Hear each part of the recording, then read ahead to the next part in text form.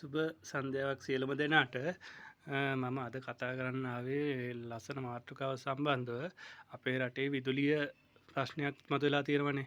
මේ විදුලිය ප්‍රශ්නයට විසඳුම තමයි ජලයෙන් ක්‍රියාත්මක වන බලාගාර 6ක් හදන්න ඕන ලංකාවේ.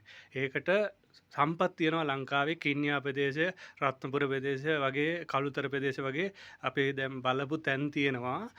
ඒ වගේ තැන්වල මාස 6ක් එක දිගට ජලය පවතිනවා ඒ ගංගාවල. ඉතින් ඒක නිසා ඒ වගේ තැන්වල තව මෙගාවොට් 100 බැගින් ජනනය වන විදුලි බලාගාර 6ක් හදාගත්තා නම් අපේ මේ ලංකාවේ විදුලි ප්‍රශ්නේ ගොඩාක් දුරට වළක්වා ගන්න පුළුවන්. එතකොට ඔය ගල් අඟුරු වලට යන සල්ලිත් ඉතුරු වෙනවා.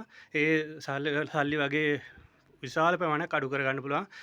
සමහර විට ඔය ගල් අඟුරු වලට යන සල්ලි ගොඩාක් අඩු කරලා ලංකාවේ විදුලි බලාගාරයක් අපිට එක අවුරුද්දකින් හදාගන්න පුළුවන් ඔය යන සල්ලි වලින්. ඉතින් මේක ගැන පොඩ්ඩක් අවධානය යොමු කරා නම් රජයක් වශයෙන් මම මේක එක දිගට කරන්න බලාපොරොත්තු වෙන්නේ නැහැ. මම කඩින් කඩ ඒ ස්ථාන හදන්න පුළුවන් හැම තැනක්ම මම පොටොත් එක්ක ඔයාලට ඒ තැන් මේ ඉදිරියේ දිගේනවා.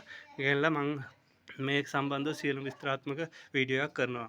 එතකම් මේකට අදහසක් දෙන්න මේ අදහස කොහොමද කියලා මේක මං හිතනවා මේක තමයි ලංකාවේ කරන්න පුළුවන් එකම ප්‍රායෝගික වැඩපිළිවෙල. මේකට අදහසක් දෙන්න මේ වගේ බලාගාර ටිකක් හැදුනා නම් කොහොමද මේකේ ඉතාමත්ම මේ අපිට ලොකු සාහනයක් ඇති වෙයි.